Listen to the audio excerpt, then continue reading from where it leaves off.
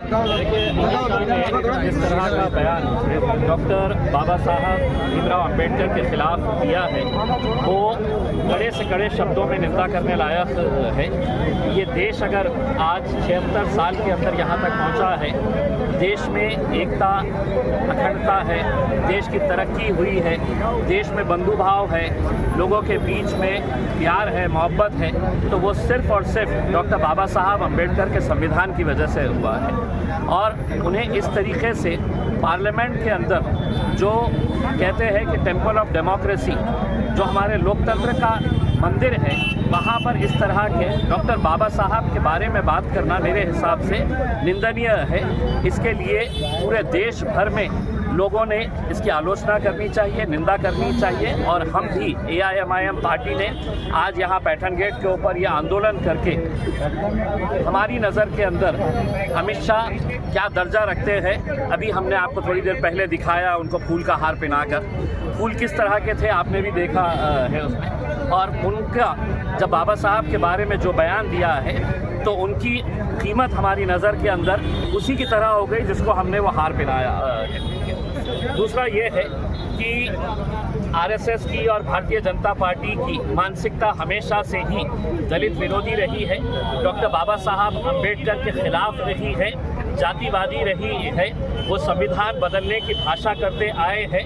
और ये मैं समझता हूँ उन्होंने पार्लियामेंट के अंदर ये बयान देकर एक तरीके से संदेश दिया है कि अब हमारा जो एजेंडा है उस एजेंडे के ऊपर हम काम करेंगे। तो पूरे देशवासियों से मैं अपील करना चाहूँगा, अगर इस देश को बचाना है तो संविधान को बचाना ज़रूरी है, डॉक्टर बाबा साहब अंबेडकर के विचारों को बचाना बहुत ज़रूरी है।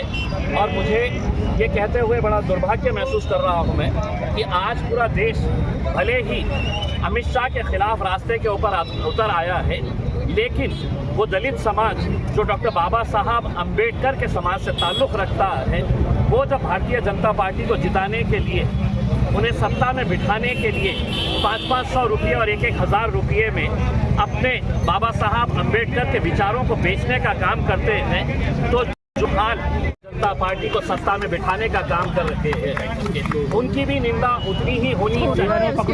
पूरा समाज नहीं है, लेकिन जो 2% के लोग जो बाबा साहब अंबेडकर के विचारों को बेचने का काम कर रहे हैं, क्या उनके विचार और अमित शाह के विचार बराबर नहीं है? किस तरीके से वो भारतीय जनता पार्टी को, RSS को सत्ता के अंदर बिठाने का काम कर रहे हैं, उनकी भी निंदा होनी चाहिए। मेरे हिसाब से अमित शाह की जितनी कड़ी निंदा की जा रही है, ऐसे लोगों को चुनकर उनकी भी निंदा करने की ज़रूरत है, मैं ऐसा वक्त समझता हूँ। मैं तमाम देशवासियों से अपील करता हूँ कि ये देश को जिंदा रखना है, आगे बढ़ाना है और ये संविधान को रखना है।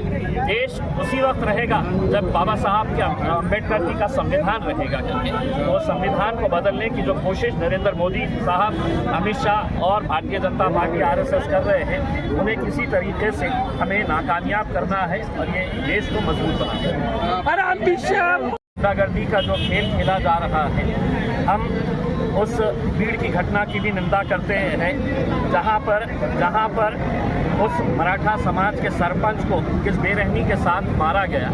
जो भी कातिल होंगे उन्हें फांसी की सज़ा मिलनी चाहिए, कोई उनके साथ मुरब्बत नहीं करना चाहिए। लेकिन पता चला है कि मारने वाले भारतीय जनता पार्टी के खरीद है। दूसरी, परभनी के अंदर जो घटना हुई है, हम उसकी भी कड़ी शब्दों के अंदर निंदा करते हैं।